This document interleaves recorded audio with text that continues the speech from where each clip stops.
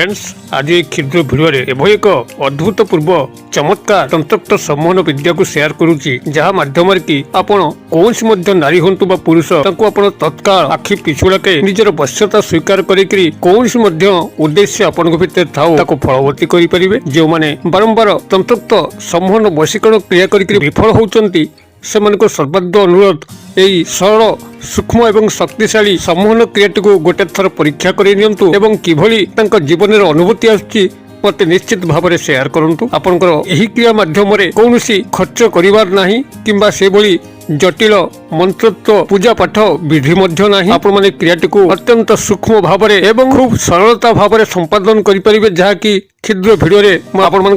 संपूर्ण भाव में शेयर करुच्ची जो मैंने बारंबार तंत्रक्त सम्मोहन वशीकरण क्रियार जटिलता हेतु सठिक भाव में संपादन करें एवं कौन नारी बा पुरुष को प्राप्त करिवार जो दुर्ह आशा से आशा ही रही जाए से निश्चित भाव में थे चेष्टा करने उचित तेबे यही संक्षिप्त सरल एवं शक्तिशाली तंत्रक्त सम्मोहन क्रियाटी को आपण पाखे उपस्थापन करने पूर्व क्षुद्र निवेदन जदि आप आज प्रथम बार करके चैनल में प्रवेश करछंती एवं यही तंत्र मंत्र विषय उपर आप रुचि रहुची तबे चैनल कड़े लाल कलर सब्सक्राइब बटन क्लिक करी बेल आइकन क्लिक करी और ऑल नोटिफिकेशन पर क्लिक करी चैनल को सब्सक्राइब कर जबल कि आम जिते आपण सेवारे यही तंत्र मंत्र भिडियो अपलोड करूँ ता सर्वप्रथम नोटिफिकेशन आपण पाखे पहुंचो एवं से सब को आपण मैंने सर्वाध देखिकी किसी ज्ञान आहरण करेंगे तेज फ्रेंड्स एवं नजर पकेबा सूक्ष्म सरल एवं शक्तिशाली तंत्रक्त सम्मोहन विद्या जहाँ माध्यम कि आपण कौन नारी हूँ बा पुरुष क्षण मात्र के वश्यता स्वीकार करी आपणकर मन भितर प्रति जो उद्देश्य थाऊ ना कहीं ताको आपण फलवती करें जदि आप कौन स्त्री को लेकर संभोग क्रिया करने चाहती मात्र ताहा आपनकर कौन मत संभव होना से स्त्री प्रति आपण मन में गभीर दुर्बलता थिला बेले से स्त्री मन भितर आपण प्रति कौन स्नेह ममता नहीं तेबे यही शक्तिशाली तंत्रक्त सम्मोहन क्रिया माध्यम ता मन भितर आपण प्रति एक दुर्बलता भाव को सृष्टि करें संभोगर समस्त लालसा को सृष्टि करें आपंकर पाखे मुख खोलिबार आवश्यक नहीं से ता तरफ ही आपन को प्रपोज करिवो एवं समस्त संभोग एवं प्रेम निवेदन करिवो एक चमत्कारी क्रिया केवल आपण माने याको एई वीडियो माध्यम रे गोटे थर शिक्षा लाभ करंतु केउ भली भाव रे कौन स्त्री किंबा पुरुष मन में आपण प्रति दुर्बलता भाव को जात करी हुए एवं आपण प्रत्येक कार्य को निभेवा जो आवेग आवश्यक हुए जहाँकि पाखे घटवा कथा यह केउ प्रकार यही गुप्त सम्मोहन क्रिया माध्यम हुए ताको भल भाव में शिक्षा ग्रहण करंतु किंबा यदि कौन आपनकर उपरिस्थ ऑफिसर आपनकर फोर रे नहांती आपनकर चाकरी कर्मवृत्तिर उन्नति घटी पारु नाही तबे एही क्रिया माध्यम रे उपरिस्थ ऑफिसर को हाथ मुठा रखिकी आपनकर चाकरी कर्मवृत्तिर उन्नति करी हबो किंबा आपनकर कर्मचारी महल कौन नारी व पुरुष को आयत्त करी माध्यम कौन कल्याणकर कार्य करहब एभली कि जदि परिवार मध्य आपनकर बारंबार विभ्राट जन्मुची आपनकर कौन सदस्य सह कौन सदस्य भल मेल खाऊनी सबु बेले गृह भितर अशांति कलिगोल जन्मुची जद्वारा कि स्वर्ग समान घरटी आपनकर नरककुंड परिणत होउची तबे से क्षेत्र मध्य एक तंत्रक्त सम्मोहन क्रिया माध्यम गृह भितर शांति विराजमान करहब सबु सदस्य मान भितर स्नेह प्रेमर सूत्र को बांटी हब किंबा जदि आपनकर सामाजिक सांस्कृतिक क्षेत्र में कौन नारी बा पुरुष को आप एकांत काम्य करुथांती तबे से क्षेत्र में तंत्रक्त सम्मोहन क्रिया माध्यम कौन नारी बा पुरुष को आयत्त करी जेकोसी सामाजिक सांस्कृतिक कल्याणकर कार्य को सुंदर भाव में निभे हब अथवा जदि कौन शत्रु आपन को बारंबार हैरान करुच्ची रास्तार घाटे आपन को ठीक से चलई दौना आपनकर आर्थिक शारीरिक मानसिक क्षयक्षति कर चलती तेबे से शत्रु को यही तंत्रक्त सम्मोहन क्रिया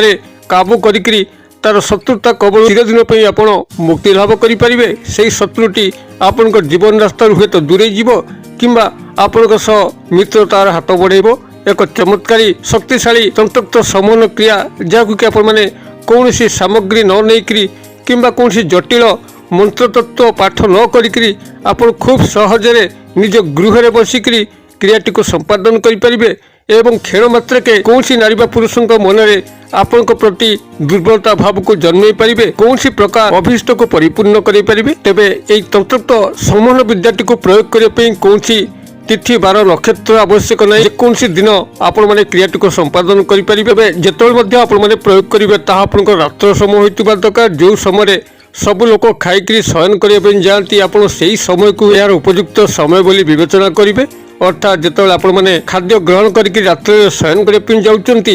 ସେତେବେଳେ ଆପଣଙ୍କର ନିଜର ଶଯ୍ୟା ଉପରେ ବସିକିରି ପୂର୍ବ ଦିଗ ମୁଖା ହୋଇକିରି କିମ୍ବା ଉତ୍ତର ଦିଗ ମୁଖ କରିକିରି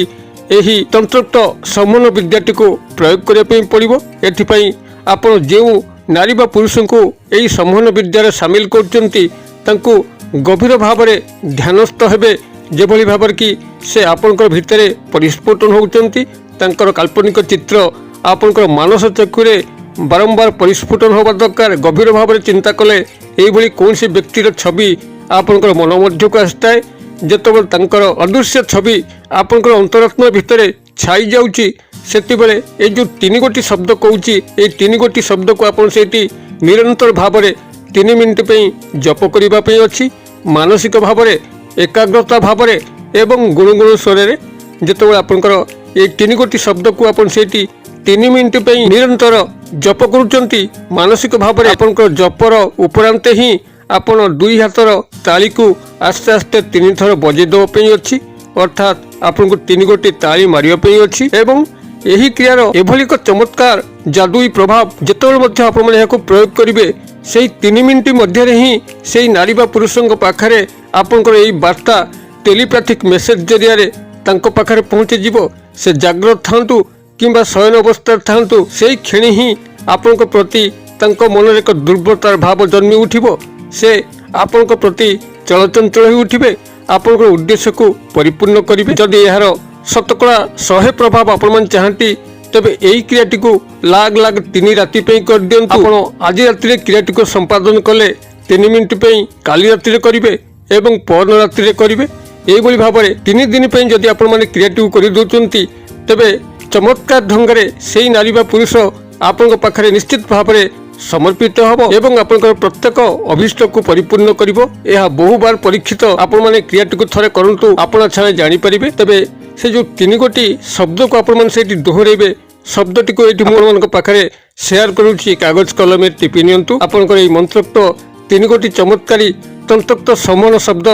ଯାହାକି ପ୍ରଭୁ ଶ୍ରୀକୃଷ୍ଣଙ୍କର ଲୀଳାମୟ ମୋହନ ଗୁରୁ, ଯାହାଙ୍କର ନାମ ସ୍ମରଣ ମାତ୍ରକେ ହିଁ ସମସ୍ତ ସ୍ନେହ ପ୍ରେମର ଉଦ୍ରେକ ହୁଏ। ସେହି ପ୍ରଭୁ ଶ୍ରୀକୃଷ୍ଣ ଗୋପାଙ୍ଗନା ମାନଙ୍କର ହୃଦୟରେ ହିଁ ସେ ବାସ କରୁଥିଲେ। ଏହି ତନ୍ତ୍ରୋକ୍ତ ଶକ୍ତିଶାଳୀ ଚମତ୍କାର 3 ଗୋଟି ଶବ୍ଦ ବିଶିଷ୍ଟ ମାନ୍ତ୍ରିକ ଶବ୍ଦ ହେଲା ଆପଣଙ୍କର ଓଂ କ୍ଲିଂ କୃଷ୍ଣାୟ। ମୁଁ ଆଉ ଥରେ କହିଦେଉଛି, ଓଂ କ୍ଲିଂ କୃଷ୍ଣାୟ, କଳ ଫଳା ଦୀର୍ଘିକାର ଅନୁସାର କ୍ଲିଂ କୃଷ୍ଣାୟ। ଏହିଭଳି ଭାବରେ ଆପଣ ସେଠି ନିରନ୍ତର ଯେତେବେଳେ ସେହି ବ୍ୟକ୍ତିଙ୍କୁ ଧ୍ୟାନ କରିବେ ଧ୍ୟାନରେ ସଫଳ ହେବେ ଏବଂ ସଫଳ ହେବା ପରେ ହିଁ ଆପଣ 3 ମିନିଟ୍ ପାଇଁ ଅନବରତ ଭାବରେ ମାନସିକ ଭାବରେ ଓಂ କ୍ଲିଂ କୃଷ୍ଣାୟ, ଓಂ କ୍ଲିଂ କୃଷ୍ଣାୟ, ଓಂ କ୍ଲିଂ କୃଷ୍ଣାୟ ଏହାକୁ ମାନସିକ ଭାବେ ସେଠି 3 ମିନିଟ୍ ପାଇଁ ଅନବରତ ଜପ କରିବେ ଏବଂ ଏହାର ଚମତ୍କାରଟାକୁ ଲକ୍ଷ୍ୟ କରିବେ। ଯଦି ଭିଡ଼ିଓର ବାର୍ତ୍ତା ଆପଣଙ୍କୁ ପସନ୍ଦ କରୁଥାଏ ତେବେ ଏହାକୁ ନିଶ୍ଚିତ ଭାବରେ ହୃଦୟରେ ଗୋଟେ ଲାଇକ୍ କରନ୍ତୁ, ସାଙ୍ଗସାଥି ମହଲରେ ଯଥେଷ୍ଟ ମାତ୍ରାରେ ସେୟାର କରନ୍ତୁ। ଭିଡ଼ିଓର କ୍ଷୁଦ୍ର ପରିସର ମଧ୍ୟରୁ ମୋତେ ଏଇଠି ବିଦାୟ ଦିଅନ୍ତୁ। ପୁଣି ଆପଣମାନଙ୍କ ସହ ଦେଖା ହେବ ଆଉ ଏଇଭଳି ଏକ ଶିକ୍ଷଣୀୟ ଭିଡ଼ିଓରେ। ସେ ପର୍ଯ୍ୟନ୍ତ ଦର୍ଶକ ବନ୍ଧୁ ଆପଣମାନେ ସମସ୍ତେ ମଙ୍ଗଳମୟଙ୍କ କୃପାରୁ ଭଲରେ ଥାନ୍ତୁ। ରହୁଛି।